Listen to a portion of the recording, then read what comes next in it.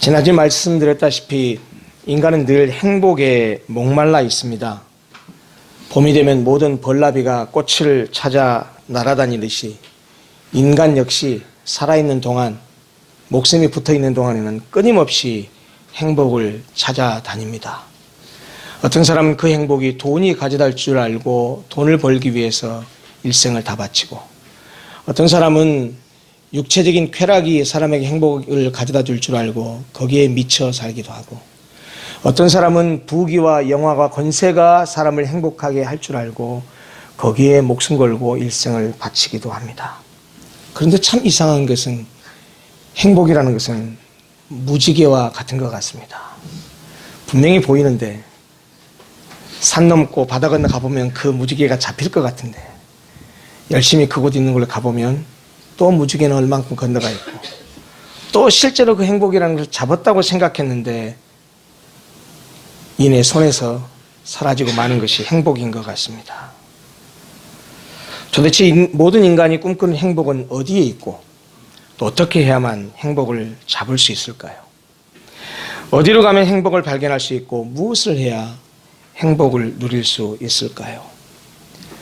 지난주에 말씀드렸다시피 창세기 강의를 지금 우리가 하고 있는데, 공교롭게 우리가 읽은 이 성경의 이 본문, 창세기 본문은 우리에게 바로 그 행복에 대한 힌트, 행복에 대한 암시를 주고 있는 것 같습니다. 그래서 오늘 이 본문을 중심으로 해서 행복이라는 게 초점에 맞춰서 도대체 인간이 어떻게 하면 행복할 수 있는지, 성경은 뭐라고 말하는지 하는 것들을 좀 들여다보려고 합니다. 우리가 읽은 성경은 분명히 우리를 행복으로 초대하고 있습니다. 우리의 행복이 어디에 뿌리박고 있는지, 우리의 행복이 어디에 근거하는지 하나님 말씀이 우리에게 잘 알려주고 있다는 것입니다. 그래서 오늘 말씀을 잘 들여다보면서 행복으로 초대하고 계시는 하나님의 그 음성을 들으면서 그 초대에 응하여 우리 모든 성도들이 진짜로 이 세상을 살아가는 동안 행복을 누리고 살 수 있었으면 좋겠습니다. 첫 번째입니다. 이건 지난주에 했던 내용을 간략하게 써머리 하겠습니다. 하나님은 우리 인간을 단순히 육체만을 가진 존재가 아니라 하나님의 형상을 닮은 영적인 존재로 지으셔서 하나님과 영적인 관계를 가질 수 있게 하심으로 우리를 행복으로 초대하셨습니다. 우리가 읽지는 않았지만 이미 지나간 본문이지만 1장 26절과 27절을 보면 하나님께서 인간을 어떻게 창조하시는지 하나님의 의도와 하나님의 계획이 이렇게 묘사되어 있습니다. 제가 읽겠습니다. 하나님이 이르시되 우리의 형상을 따라 우리의 모양대로 우리가 사람을 만들고 그들로 바다의 물고기와 하늘의 새와 가축과 온 땅과 땅에 기는 모든 것을 다스리게 하자 하시고, 하나님이 자기 형상 곧 하나님의 형상대로 사람을 창조하시되 남자와 여자를 창조하시고. 그리고 오늘 우리가 읽었었던 본문 7절은 또 이렇게 인간 창조에 대해서 말씀하십니다.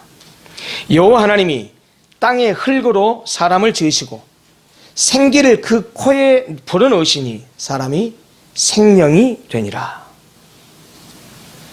인간은 단순히 육체적인 존재가 아니라 영적인 존재로 창조되었다는 사실을 성경은 분명하게 말합니다. 하나님의 형상으로 지음받았다고 선언합니다. 그래서 영이신 하나님과 교제함으로써, 그렇게 함으로써만 인간은 진정한 행복을 누릴 수 있다고 하는 사실을 우리에게 이미 보여주셨습니다. 사실 여러분과 제가 이 주일날 연휴가 계속되는, 이 빨간 날이 계속되는, 그래서 일요일로 이어지는, 주일로 이어지는 이 날에 다른 데 가지 않고 이렇게 하나님 앞에 나와서 하나님을 예배하고 경배하는 것이 바로 가장 직접적인 하나님과의 영적인 교제이고, 사실 이것이 행복으로 가는 접촉점이기도 합니다. 인간은 여호와 하나님을 떠나서는 존재의 의미를 잃어버릴 수가 밖에 없습니다. 왜냐하면 인간은 하나님으로부터 지음받았고 존재의 뿌리를 하나님에 두고 있기 때문입니다. 하나님을 떠나서는 참된 안식과 행복도 누릴 수 없습니다. 인간은 여호와를 만날 때만 참된 행복을 누릴 수 있습니다. 아무리 좋은 가정에 입양하라 할지라도 나중에 어렸을 때는 모르지만 성장하고 나면 자신의 뿌리를 찾으려고 애를 쓰는 것을 보게 됩니다. 왜냐하면 아무리 좋은 가정에 입양돼서 양아버지, 양어머니가 정말 자기가 낳은 그런 피지컬한 그런 자녀인 것처럼 그렇게 자녀를 양육해서 사랑한다고 해도 입양된 그 아이는 나중에 성장해서 진짜로 나를 키워준 어머니 아버지를 나를 키워준 어머니 아버지지 나를 생물학적으로 낳은 나의 진짜 어머니 아버지가 누군가는 그 존재의 뿌리를 발견하지 못하고 찾지 못하면 상당히 그 무엇으로도 채울 수 없는 공허감에 쌓여 있는 이유가 바로 모든 인간은 존재의 뿌리에 돌아가야 그 뿌리에 붙어 있어야 진정한 행복을 누릴 수 있기 때문입니다. 아무리 부귀영화 권세를 누리며 남들이 부러워하는 물질적인 풍요 속에 산다고 해도 자신의 뿌리인 하나님을 발견하고 그 하나님의 품에 안기기 전에는 인간은 결코 참된 평화와 안식을 누릴 수가 없습니다. 아주 위대한 교부 철학자요 신학자에 있었던 아우구스티누스가 히포의 대주교가 되고 나서 고백록을 썼습니다. 그 고백록 1장 1절 맨 앞장 첫 절에 중간쯤에 이런 고백을 합니다. 하나님, 우리는 당신으로부터 지음받았기 때문에 우리가 당신 품 안에 안기기 전에는 결코 안식과 행복을 누릴 수 없습니다. 라고 그도 그렇게 고백했습니다. 아마 어려서부터 모태신앙으로서 쭉 신앙생활 하신 분들은 이 말을 잘 실감하지 못할 수 있습니다. 왜냐하면 믿음이 좋았든 나빴든 어려서부터 교회 생활하면서 신앙 안에 있었기 때문에 늘 하나님 품에 있었기 때문에 늘 그런 줄 알고 살았을지 모르지만 혹 여러분들 가운데 모태신앙을 가졌다가도 잠시 세상 속에 갔다가 다시 신앙을 회복했거나 혹은 신앙이 없는 가정에서 태어나서 하나님을 모르고 살다가 정말 하나님의 은혜로 하나님을 알고 발견해서 하나님 앞에 나온 사람들은 하나님을 믿었던 시기와 믿지 않았던 시기가 어떻게 다르다는 사실을 누구보다 잘 아시리라고 생각합니다. 두 번째입니다. 흙으로 만든 육체에 하나님의 생명의 기운, 즉 영혼을 불어넣어서 인간을 창조하신 하나님께서 인간을 다시 말하면 영과 육을 가진 영적인 존재로 창조하신 하나님이 우리 인간을 에덴이라는 동산을 창실하셔서 거기에 인간을 두셨다라고 성경이 말하고 있는데 바로 그렇게 에덴 동산을 창설하셔서 인간을 거기에 두신 것이 바로 행복으로의 초대라는 사실을 알려주고 있습니다. 에덴 동산이라고 말했을 때의 그 에덴의 뜻은 기쁨, 즐거움, 희락 이런 뜻이랍니다. 그러니 하나님이 인간을 위해서 에덴 동산을 만드셔서 인간을 거기에 두셨다라는 말은 뭘 의미할까요?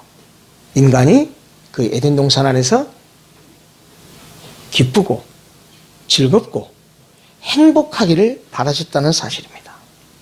바로 하나님께서는 우리 인간을 창조하셔서 특별히 인간을 위해서 에덴 동산을 창조하시고 거기에 두셨다는 사실은 우리 인간을 행복으로 초대하셨다는 말입니다.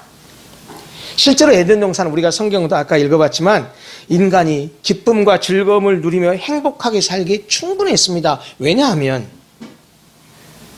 여러분 지금 먹고 살기가 되게 힘드시죠?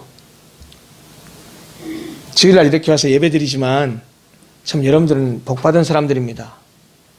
믿음이 있어도 주일날 예배를 못 드리고 장사를 해야 되고 직장을 나가야 되고 사업을 해야 되는 사람들도 많습니다. 제가 가끔 여러분들에게 주일이 아닌 수요일이나 금요일 날 교회가 모임 있을 때 나올 수 있는 여건과 상황인 사람은 복받은 줄 알고 감사하십시오. 오늘 이 자리에 없는 사람을 정죄하지 마십시오. 라고 말하는 이유가 뭐냐면 이 현대의 바쁘고 분망한 삶 속에 살아가면서 내가 시간을 내서 주일날 예배를 드리고 시간을 내가 할애해서 수요일날 금요일 나와서 함께 공동체 모임을 갖고 하는 것이 쉬운 일이 아닙니다. 믿음이 없어서 못 오는 것이 아니고 살아가는 삶 때문에 나올 수가 없는 상황에 처해져 있는 사람들이 너무나 많습니다. 어쨌거나 그러나 에덴 동산을 들여다보면 성경이 뭐라고 말하냐면 거기에는 아름답고 먹기 좋은 열매를 맺는 온갖 나무들이 풍성했다고 합니다. 그러고서 하나님께서 아담에게 뭐라고 말하냐면 에덴 동산의 모든 나무를 네 마음대로 따먹어라. 무슨 말입니까? 오늘날 말하자면요, 일 하나도 하지 않아도 그냥 하나님께서 먹고 살 걸 다 준비했으니까 그냥 너 누리고 살면 돼. 이 말과 같은 얘기죠. 그런데 이 에덴 동산에 아담을 두신 이 기록에서 굉장히 중요하게 봐야 될 단어가 있습니다. 이건 히브리어 원어를 좀 살펴야 되는데요. 죄송합니다. 오늘 좀 히브리어를 많이 얘기해서 8절을 보면 이렇게 8절 한번 보시겠습니까? 이렇게 말합니다. 하나님께서 그 지으신 사람을 에덴 동산에 뭐 했다고 말합니까? 두었다라고 말해요. 하나님께서 아담을 지으시고 그 지으신 사람을 에덴 동산을 창설하셔서 그 에덴 동산에 두었다라고 말했는데 그 두다라고 하는 말은 원래 이 말의 히브리어 원어는요, 쉬다, 안식하다라는 히브리어 동사에서 온 말입니다. 그래서 두다라고 하는 말은 쉬다, 안식하다라는 의미를 함축하고 있습니다. 그리고 건너뛰어서 그 에덴 동산에 대한 설명을 하고 나서 건너뛰어서 15절을 한번 보시겠습니까? 여호와 하나님이 그 사람을 이끌어 에덴 동산에 두어, 그 다음에 뭐라고 했습니까? 두어서 뭐 했죠? 그것을 경작하며 지키게 하셨다라고 말하고 있습니다. 여기 경작하고 지키겠다는 말을 좀 집중해서 보시기 바랍니다. 이 두 개의 동사가 히브리어 원어를 보면 부정사를 썼어요. 좀 죄송합니다. 오늘 좀 어려운 얘기를 많이 해서 부정사를 썼는데 목적을 의미하는 부정사입니다. 다시 말하면 에덴 동산에 하나님이 아담을 두신 이유가 뭐냐라고 하는 것이 그 이유가 두 가지입니다. 첫째는 에덴 동산을 뭐하게 했어요? 경작하게 하셨고 두 번째는 지키게 하셨답니다. 도대체 이게 무슨 말일까요? 이 경작하다는 의미로 번역된 히브리어 원어의 어근이 아바드입니다. 아바드라는 이 단어는 본래 땅을 간다, 경작한다, 우리 성경에 번역된 대로 땅을 간다, 경작한다는 의미도 있지만은 성경에서는 주로 어떤 용도로 많이 쓰였냐면 하나님을 섬기는 종교적인 의미를 가지고 있습니다. 특히 레위기에는 제사장이 하는 그 제사장의 업무와 관련된 본문에서는 레위인들의 성막 직무들에 대해서 사용됐던 독특한 단어입니다. 경작한다고 표현되어 있지만 사실 이 아바드라는 이 말은 인간이 지닌 가장 큰 특권인 여호와 하나님에 대한 예배, 섬김을 의미합니다. 에덴 동산을 경작하고 지키게 하셨다고 말했는데 이 말을 이 아바드라는 히브리 원어를 적용해서 말하자면 에덴 동산에서 예배하게 했다는 얘기입니다. 일하게 하셨다는 얘기입니다. 둘째는 에덴을 지키게 하셨다고 했는데 그 지키다는 의미로 번역된 히브리어 원어는 샤마르라는 단어입니다. 이 단어는 종교적인 명령과 의무들을 준수하는 것에 대한 법적인 본문들에 많이 사용되는데 이 말이 실제적으로 사용될 때는 하나님의 말씀을 지키고 그 계명을 준수하는 것을 말합니다. 그러니까 이런 얘기죠. 히브리어 원어를 얘기하자면 하나님께서 지으신 아담을 에덴 동산에 두었는데 뭐 하려고 두셨어요? 아바드하고 샤마르하게 두었다는 거예요. 아바드라는 말은 경작하다는 뜻도 있지만 본래 이 말이 예배한다, 섬긴다라는 뜻이고요. 샤마르라는 말은 말씀을 지킨다, 순종한다는 의미입니다. 결국 아담을 에덴에 두셔서 경작하고 지키게 했다고 했을 때 경작하다는 의미의 아바드와 지키다는 의미의 샤마르가 의미하고 있는 것은 모두 영적인 섬김의 일을 말하고 있습니다. 아까도 말씀드렸지만 아바드라는 단어가 경작하다는 뜻도 있다고 그랬잖아요. 원시 농경사회에서 경작하다는 말은 쉽게 말하면 오늘날 말하면 일한다는 뜻입니다. 그냥 일한다는 말이에요. 대신에 이 아바드라는 말이 어떤 의미도 있다고 그랬죠? 종교적으로는 예배한다, 섬긴다라는 말. 그러니까 여러분, 일은 예배와 섬김과 매우 밀접한 관계를 가지고 있습니다. 어떤 의미냐면 두 가지 의미입니다. 첫째, 우리가 하는 일이 곧 우리에게는 예배입니다. 여러분이 직업이 다 달라요. 하는 일이 다 달라요.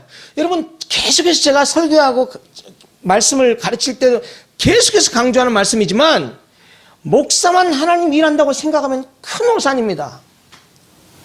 이상하게 한국교회는 영육 이분법적인 사고가 있어서 교회 안에서 하는 일은 거룩하고 그리고 영적인 일이고 교회 바깥에서 하는 일은 속된 일이라고 생각하는데 여러분, 믿음 안에서는 속된 것이 아무것도 없습니다.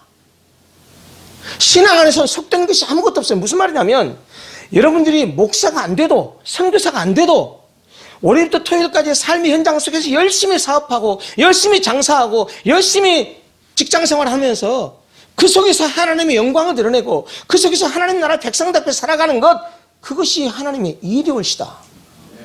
그것이 곧 예배입니다. 그래서 로마서에서도 뭐라고 말합니까? 형제들아, 내가 하나님의 모든 자비하심으로 너희를 권하노니 너희 몸을 하나님이 기뻐하시는 거룩한 산 제물로 드려라. 이는 너희가 드릴 영적인 예배니라. 여러분, 우리의 일상이, 우리의 일 자체가 예배입니다. 두 번째, 일과 예배가 밀접히 연관됐다는 말은 무슨 말이냐면 여러분, 일을 했으면 뭐도 할 줄 알아야 돼요? 쉴 줄도 알아야 됩니다. 정말 여러분 부탁드리는데요, 현대인들이 너무 이렇게 먹고 사는 데 치여가지고요 삶의 여유가 없어요. 그저 장사하고 사업하고 돈 버는 일에 온전히 거기다 신경 쓰다 보니까 아내하고 대화할 시간도 없고 자식들하고 가족들하고 밥 먹을 시간도 없고, 한 달에 한 번이라도, 아니 한 달에 한 번 좀 너무 잦다고 생각되면 두 달에 한 번, 아니 분기에 한 번이라도 아내하고 손잡고 가서 저녁에 좋은 분위기 있는 데서 음식도 같이 먹고 영화도 좀 같이 보러 가고 문이 아닐지라도 그림 전시회도 좀 가보고 그런 삶의 여유를 누릴 줄 알아야 되는데 그저 주구장창 일만 하려고 해요. 여러분, 그거 바람직한 거 아닙니다. 열심히 일하고 내일 최선을 다했다고 한다면 뭐 할 줄도 알아야 돼요? 쉴 줄도 알고 삶을 누릴 줄도 알아야 되죠. 여러분, 제발 일의 노예가 되지 말고 그리고 돈의 노예가 되지 마십시오. 이 말은 일을 적당히 하란 말이 아니라니까요. 나에게 주어진 일에서는 어떻게 하고요? 정말 최선을 다해서 죽을 똥 살 똥 열심히 하고요. 그리고 쉴 때는 다 내려놓고 쉴 줄 알아야 돼요. 여러분, 그러니까 주일날 교회 오셨을 때는 좀 잊어버리세요. 돈 버는 것도 잊어버리시고 사업에 대해서도 잊어버리시고 온전히 마음의 평안을 누리고 다 내려놓고 하나님 온전히 예배할 수 있었으면 좋겠습니다. 그래서 이 아바드라는 단어가 일과 예배가 맞물려 있는 거예요. 인간이 에덴 동산에서 어떤 일을 하든지 그것은 여호와를 위한 영적 섬김이었듯이 여러분들 세상 속에서 어떤 일을 하든지 간에 그 일들이 모두가 다 하나님을 위한 영적 섬김이 되어야 됩니다. 절대로 여러분들이 하는 세상에서 하는 일을 세속적인 일이라고 그렇게 폄하시키지 마십시오. 다 영적인 일입니다. 그리스도인들이 하나님의 이름으로 하는 일들은 다 하나님의 영광을 위해서 하는 일들은, 그리고 그것을 목표로 하는 것들은 다 거룩하고 영적인 일이라는 걸 기억하시고 세상에서 일도 열심히 해야 되지만 열심히 일하고 난 다음에 이렇게 주일은 정말 안식하면서 하나님 안에서 진정한 영적 교제가 이루어져야 한다는 사실을 꼭 기억하십시오. 그것이 인간이 행복할 수 있는 비결 중에 하나입니다. 에덴 동산에 두어져 사람에게 주어진 일은 밭을 갈고 그것을 잘 돌보는 일이었습니다. 그것은 곧 하나님을 예배하고 그 말씀에 순종하는 것과 다름이 없었다는 얘기예요. 그러므로 에덴 동산을 지어주심으로써 행복으로 초대하신 하나님의 초대에 응하여 우리가 진정한 행복을 누릴 수 있는 길은 하나님을 예배하고 그 말씀에 순종하는 것이라는 사실을 잊어서는 안 됩니다. 여러분, 그런 점에서 예배를 목숨처럼 귀하게 여겨야 됩니다. 제가 간혹 여러분 365일 새벽 기도하고 주일 성수 잘하고 그러면 뭐합니까? 세상 속에서 주님과 함께 살지 못하면 무슨 의미가 있습니까? 이 말을 주일 성수하고 360일 새벽 기도하는 것을 제가 폄하하는 말이 절대 아닙니다. 여러분, 새벽 기도 하는 게 좋아요? 안 하는 게 좋아요?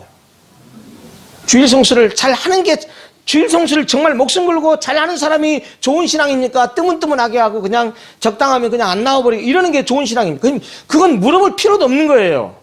그런데 우리 신앙적인 모든 행태들이 궁극적으로는 무엇을 위한 거냐면 삶 속에서 믿음으로 살아가기 위한 것이니까 주일 성수를 하는 것도, 교회에 헌금을 하는 것도, 교회에서 봉사를 하는 것도, 새벽기도를 하는 것도, 수요 모임, 금요일 무슨 구역 모임 모든 거 하는 것 자체가, 그것 자체가 목적이 아니고 그 속에서 주신 하나님의 은혜로 세상 속에서 안 믿는 사람과 함께 세상 속에서 살아갈 때 영적으로 승리하고 믿음으로 살아가기 위해서 그것들이 필요하다는 사실이에요. 그러니까 여러분, 교회 생활을 못하는 사람이 세상 속에서 신앙생활을 절대로 잘할 수가 없습니다.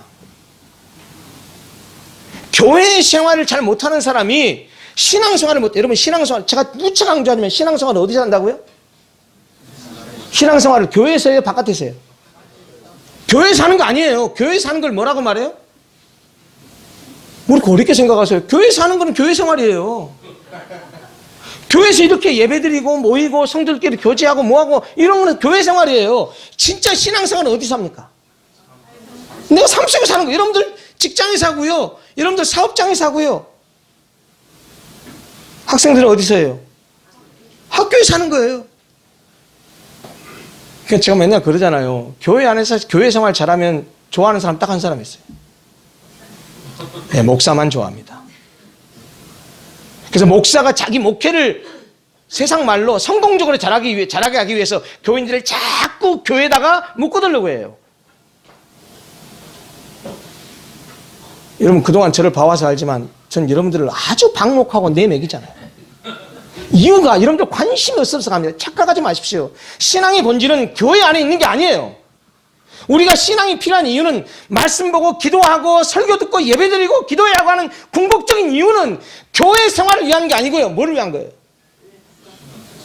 내가 세상 속에서 가정에서 직장에서 일터에서 어떻게 하나님으로 사람으로 살아가느냐를 위해서 신앙이 필요한 것이지, 아무리 믿음이 좋아도 세상 속에서 믿음대로 살지 않으면 그 믿음이 무슨 의미가 있습니까?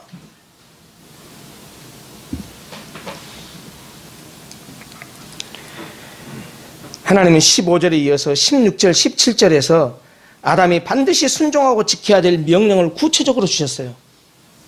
그것은 생명과 죽음에 관한 명령이었습니다. 우리가 너무나 잘 아는 말씀입니다. 뭐라고 말씀하셨습니까? 여호와 하나님이 그 사람에게 명하여 이르시되 동산 각종 나무 열매는 네가 임의로 먹되, 임의라는 말은 마음대로라는 뜻이죠. 네가 마음대로 먹어도 좋다. 그러나 선악을 알게 하는 나무 열매는 먹지 말아라. 네가 먹는 날에는 반드시 죽으리라. 실제로 이 다음에 사건이 어떤 사건이 펼쳐지는지는 이제 3장에 가면 나오잖아요. 그 얘기는 다음 주에 합시다. 근데 이 말을 통해서 우리에게 주신 것을 분명히 알아야 돼요. 이 명령은요, 자, 동산에 있는 모든 나무를 다 먹어도 좋다. 그러나 선악과는 따먹지 말아라 라고 했는데 금령을 내렸어요. 금령. 다 자유도 허락하셨지만 하지 말라는 금지도 하셨어요. 이것은 인간을 향한 세상의 통치자이신 하나님의 명령입니다. 분명히 기억하십시오. 여러분, 우리는 우리의 존재가 무엇인가를 분명히 알아야 돼요. 우리는 하나님이 아니에요. 우리는 하나님의 피조물이고 하나님께서 만드신 지으신 바 된 그의 소유된 백성이에요. 우리가 주인이 아니에요. 이 명령은 피조물에게 창조주로서의 주권과 위엄과 권위와 능력을 가지고 선포하신 것입니다. 이 하나님의 명령은 생명과 죽음에 관한 것입니다. 반드시 지켜야 될 명령입니다. 여러분, 아담은 하나님 앞에서, 이 명령을 받은 아담은 하나님 앞에서 모든 것을 자유롭게 할 수 있는 존재이기도 하지만 동시에 해서는 안 될 것이 있는 존재이기도 합니다. 다 따먹어도 좋다. 그러나 동산 중앙에 있는 선과 악을 알게 하는 나무 열매는 따먹지 말아라. 이것은 하나님이 주신 금령이었습니다. 성경의 모든 하나님의 명령은 두 가지가 있어요. 하나는 하나님께서 복을 약속하신 긍정적인 명령이 있습니다. Do it. 이거 해라. And I will 이러저러. 그러면 내가 이러저러 하겠다. 하나님의 말씀은 먼저 명령이에요. 그리고 그 뒤에는 약속이 따라와요. 우리에게 주실 복의 내용이에요. 그러니까 중이 연불에는 관심 없고 제밥에만 관심이 있다고 기독교인들도 하나님의 말씀을 읽으면서 잘못 말씀을 받아들여요. 하나님이 명령하셨으면 그 명령을 온전한 마음으로 지키기만 하면 하나님이 약속하신 뒤에 약속하신 그 약속은요, 오토매틱하게 자동적으로 저절로 따라오는데 이 정신 나간 사람들이 하나님의 명령에는 관심 없어요. 어디에 진짜 관심 있어요? 그 뒤에 복에 관심이 있어요. 이 복 받으려고 하나님의 명령을 지켜요. 그러니까 하나님의 명령 자체가 목적이 아니고 뭐죠? 하나님의 명령을 순종하는 것은 복받기 위한 수단에 불과해요.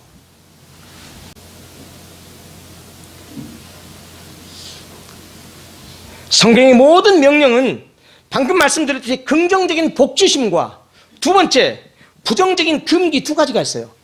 뭐뭐 해라. 그러면 뭐뭐 하겠다. 뭐뭐 하지 말아라. 너만 뭐뭐 하면 이런다라고 했는데 뭐뭐 해라에 대한 것은 복을 약속하시고 뭐뭐 하지 말아라는 데서 불순종하면 뭐죠? 저주가 뒤에 따라옵니다. 하나님께서 금하신 부정적 금기는 그러면 무슨 의미일까요? 하나님께서 우리에게 뭘 빼앗으려고 했을까요? 우리의 자유를 빼앗기 위해서 너에게 따먹지 마 이랬을까요? 아닙니다. 오히려 인간이 그 금령을 듣고 순종함으로써 그 명령을 주신 하나님과 새로운 관계를 가지게 해서, 다시 말하면 하나님의 금령을 지켜서 순종케 하셔서 우리와 하나님과의 온전한 인격적인 관계를 맺게 하시고, 우리가 영적으로 창조됐기 때문에 영적인 하나님과 그런 관계를 통해서 진정한 행복과 진정한 평화를 누리게 하기 위해서 우리에게 금령을 주신 거예요. 그리고 금령을 순종해야 될 이유도 뭐냐? 그 금령에 대한 순종을 통해서 우리가 행복하게 살기를 원하셨기 때문입니다. 그 금령을 어기면 인간이 불행하게 되기 때문에 그 금령을 우리에게 주신 것입니다. 여러분, 하나님의 명령에 순종하는 것은 하나님을 하나님으로 인정하는 것이고 자신을 하나님의 피조물로 인정하는 것입니다. 하나님 말씀에 불순종한다는 말은 하나님을 하나님으로 인정하지 않는 것이고 하나님과 관계를 깨뜨리는 거예요. 자식이 부모가 말하는 명령에 불순종한다는 말은 무슨 말이에요? 자식이 부모를 부모로 인정 안 한다는 얘기예요. 지난주에 잠깐 비유했듯이 창조주 하나님과 피조물인 나의 관계를 지탱시켜주는 유일한 끈이 되는 것이 바로 뭐냐면 순종입니다. 그건 마치 저 하늘 위를 날아다니는 연이 방패와 줄이 연결되어 있기 때문에 그 연이 날아다니는 것이지, 연과 방패를 연결하고 있는 줄이 끊어져 버리면 그 연은 절대로 하늘을 날 수 없습니다. 어디론가 줄이 끊기면 나락에 떨어지게 됩니다. 왜 하나님은 우리에게 생명을 주고 행복을 주는 길을 선악과를 따먹지 말라고 하는 금령으로 주셨을까요? 왜 하나님은 선악과를 만드셨을까요? 왜 그랬을까요? 도대체 선악과의 의미는 무엇일까요? 여러분, 선악을 알게 하는 나무의 열매를 따먹지 말라는 말은요, 이런 뜻입니다. 선과 악을 네가 결정하지 말아라. 선과 악은 누가 결정하죠? 선악의 절대적인 기준이 누구죠? 하나님이시거든요. 결정은 내가 할 테니까 너는 그 결정에 순종하면 되는 것이지 네가 선과 악을 결정하지 말아라. 그 말이 선악과를 따먹지 말라는 의미예요. 사사기의 핵심적인 그 메시지 주제가 뭐냐면 마지막 장 마지막 절이에요.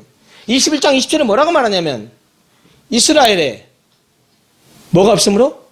왕이 없으므로 사람들이 각기 자기의 소견에 옳은 대로 행하더라. 이게 무슨 말입니까? 각기 자기의 소견에 옳은 대로 행한다는 말은 무슨 말이냐면 사람마다 다 생각이 있고 사람마다 다 가치 기준이 있고 사람마다 옳고 그름에 판단이 다 달라요. 그런데 절대적인 기준이 없다면, 절대적인 기준을 제시하는 왕이 없으니 다 어떻게 해요? 다 자기가 왕이고 자기가 기준이에요. 자기 마음대로 산다는 이야기죠.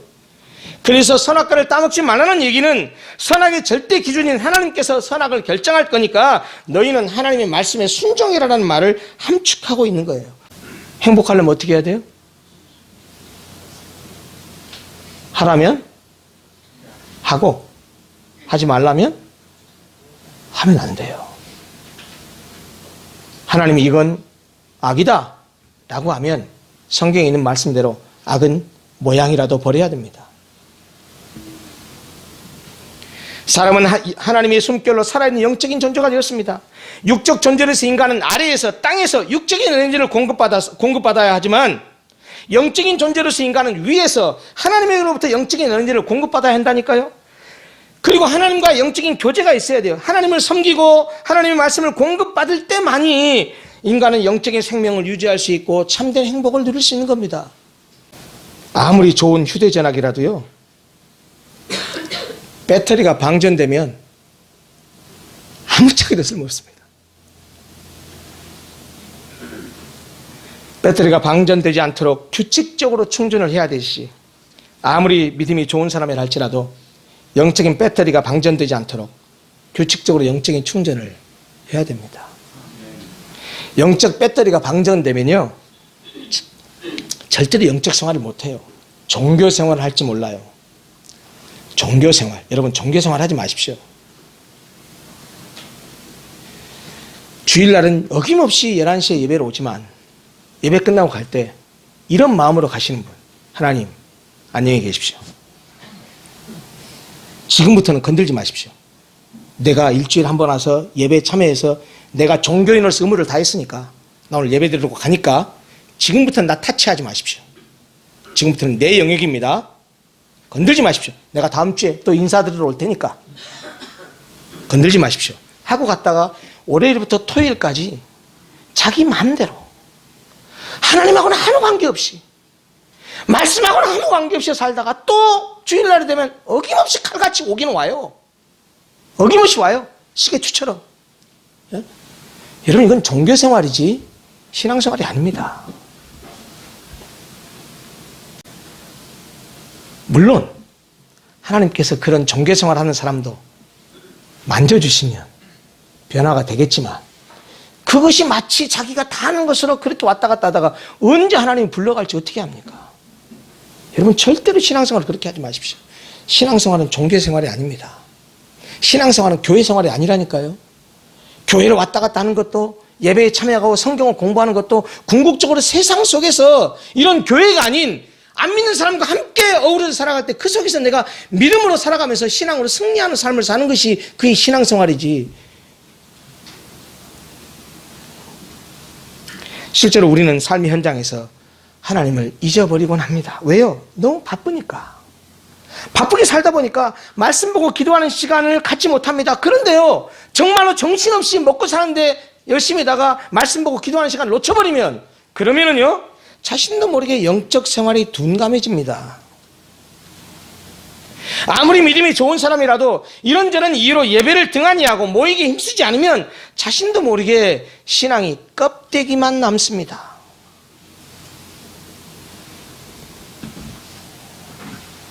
사탄은요, 우리를 이렇게 껑충 뛰어서 하나님과의 관계에서 떨어뜨리려고 하지 않습니다. 우리가 하나님과의 관계에서 이렇게 떨어지게 되는 거는요, 한 걸음에 그렇게 떨어지지 않습니다. 이렇게 떨어집니다.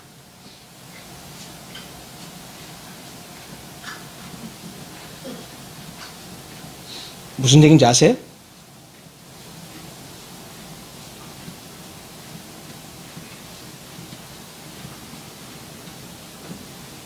한 번 주일 교회 안 가. 두 번 안 가. 세 번 안 가. 물론 안 간 것보다는 못 갈 이유가 여러 가지 있겠죠. 한 달 안 가. 두 달 안 가. 한 번, 두 번 안 갈 때는요, 양심에도 찔리고 막 이래요. 그런데 이 참 비극이 뭐냐면 여러분 이겁니다. 한 번 안 가고 두 번 안 가도 아무 일이 안 생겨. 네? 교통사고도 안 나고 장사도 여전히 잘 되고 뭐 잘 돼. 한 달에 가도 그래. 그러면 이게 둔감해집니다. 마치 개구리를 물속에다 놓고 개구리를 뜨거운 불판도 올리는 게 아니고 뜨거운 물속에 집어넣는 게 아니고 찬물속에 집어넣고 난 다음에 서서히 불을 데피면 천천히 뜨거워지면 100도가 돼도요, 개구리가 그 안에 가만히 있습니다. 점점 둔감해지거든요. 그게 영적인 위기인데 그걸 몰라요, 사람들이.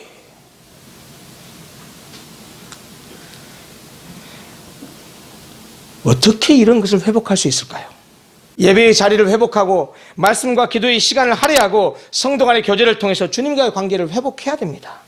영적인 신앙에, 형식적인 신앙에 치우치면 안 되겠지만 예배와 말씀과 기도의 자리를 발버둥치고 몸부림치면서 지켜야 되고 회복해야 됩니다. 여러분, 아까도 말씀드렸지만 절대로 교회 생활이 신앙 생활의 전부가 아닙니다. 그러나 교회 생활을 잘하지 못하는 사람이 절대로 신앙 생활을 잘할 수 없습니다. 삶 속에서의 신앙 생활을 잘하기 위해서는 교회 생활을 잘해야 됩니다. 모여서 예배드리고 함께 기도하고 함께 교제하고. 여러분, 성도 간의 교제가 왜 중요한지 아세요? 내가 세상을 살면서 신앙으로 실족했다 할지라도 믿음으로 승리한 사람의 이야기를 들으면서 격려받고요, 위로받고요, 새로운 힘을 얻고요. 내가 실수하고 실패한 일을 하면 아이고 김 집사 그랬어. 나도 옛날에 그랬었어. 그러면서 위로받고요. 그러면서 서로 세워주는 겁니다. 그래서 성도들끼리 영적인 교제가 중요한 겁니다.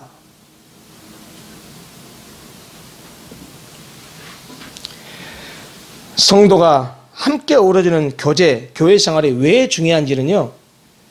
이 하나님께서 아담을 돕는 배필을 지기 위해서 하와를 만들어주는 과정에서도 잘 엿볼 수 있습니다. 왜 하와를 만들었냐면 왜 만들었다고 그랬죠? 아담이 혼자 있는 것이 좋지 않아. 혼자 있는 것이 좋지 않아서 갈빗대를 빼서 여자를 만들어준 거예요. 귀하게 생각하십시오. 남편을, 아내를 정말로 귀하게 생각하십시오. 왜요? 저는 부부로 만드신 것 자체가 인간을 행복으로 초대하신 거라고 믿는 사람이에요. 여러분, 부부는 하나님께서 부부로 만드신 것은 혼자 있는 것이 좋지 않아서 함께하기 위함입니다. 저는 교회 공동체를 그렇게 봅니다. 오늘날 많은 사람들이 하나님만 잘 믿으면 되지 꼭 교회 가야 돼? 예, 가야 됩니다. 집에서 예배 드리면 안 돼? 예, 안 됩니다.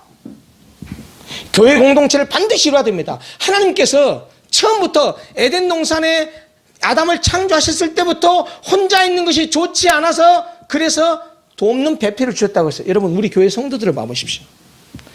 저 혼자 교회를 짊어지고 갈 수 있습니까? 아무리 목사라고? 절대로 못합니다. 그러고 싶은 생각도 없고요. 아니, 그럴 수가 없어요. 어떤 공동체든 교회가 아니고 어떤 사회적인 공동체도요. 함께 일부러 나아야 되는 것이, 함께 가는 것이 절대 혼자 못합니다. 여러분들 지금 혹시 사장님이 계십니까? 네? 사장님 혼자 잘나고 똑똑하면 그 사업이 기업체가 잘 됩니까? 천만의 말씀이에요. 그 제일 어리석은 사람들이 종업원들에게 갑질하는 CEO들입니다. 그건 성경의 원리를 전혀 모르는 사람들이고요. 행복으로 가는 길을 모르는 사람들이에요. 행복은 절대 혼자 이룰 수 없습니다. 함께 가는 겁니다. 하나님을 섬기고 그분의 말씀을 지키는 일을 도와주기 위해서 돕는 배필을 지어주셨다는 겁니다. 이것이 돕는 배필의 존재 이유요, 목적입니다. 말씀을 마무리하려고 합니다. 하나님은 당신의 형상으로 창조한 우리 인간이 행복하기를 바라십니다. 그분이 우리의 주인이시고 그분이 우리의 아버지시기 때문에 하나님이 자녀된 우리에게 바라시는 것이 있다고 한다면 한 가지밖에 없습니다. 우리가 행복한 겁니다. 근데 문제는 인간이 어떻게 행복하느냐, 어떻게 행복할 수 있느냐 하는 것입니다. 그래서 성경은 인간을 창조하신 이 시점에 우리를 행복하기 위한 행복으로 초대하시면서 말씀을 주셨습니다. 꼭 기억하십시오. 첫째, 하나님은 우리를 영적인 존재로 창조하셔서 영이신 하나님과 영적인 교제를 하게 하심으로 우리를 행복으로 초대하셨다는 사실을 기억하십시오. 따라서 영적 존재인 우리 인간은 하나님 안에서 그와 영적인 관계를 가질 때만이 진정한 행복을 누릴 수 있습니다. 하나님을 절대로 떠나지 마십시오. 하나님 안에 머물러 계십시오. 두 번째, 에덴 동산을 창실하셔서 인간을 거기에 두신 것도 우리가 기쁨과 즐거움을 누리며 행복하기를 원하셨기 때문입니다. 에덴 동산을 경작하고 지키는 일을 맡기심도 하나님을 예배하고 그의 명령을 지킴으로써 참된 안식과 행복을 누리게 하기 위함이었습니다. 하나님에 대한 예배와 경배 없이는 인간은 안식도 행복도 없습니다. 하나님의 말씀에 순종함이 없이는 인간에게는 평안도 행복도 없습니다.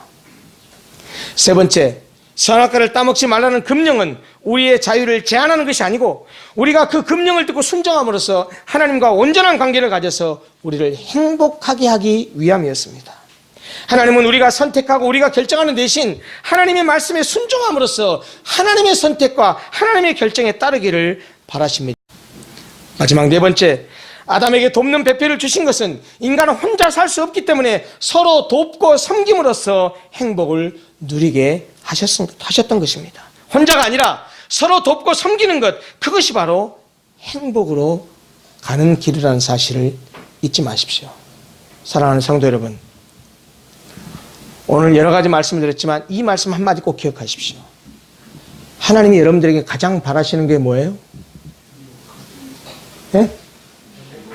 우리가 행복한 거예요. 잘 모르시겠어요? 여러분, 자녀들에게 바라시는 게 뭡니까? 여러분들 자녀가 왜 여러분들 자녀가 공부 잘하고 좋은 직장에 가고 이걸 다 바라긴 하는데 그거 자체가 목적입니까? 그게 아니잖아요. 뭡니까? 내 자녀가 행복하게 사는 걸 바라잖아요. 하나님도 똑같습니다. 우리가 행복하기를 원하셔요. 행복은 멀리 있지 않습니다. 행복은 하나님 안에 있고 그의 말씀을 순종하는 데 행복이 있습니다. 사랑하는 우리 모든 성도님들 행복하게 사십시오. 행복을 누리고 사시기를 간절히 소원합니다. 기도하겠습니다.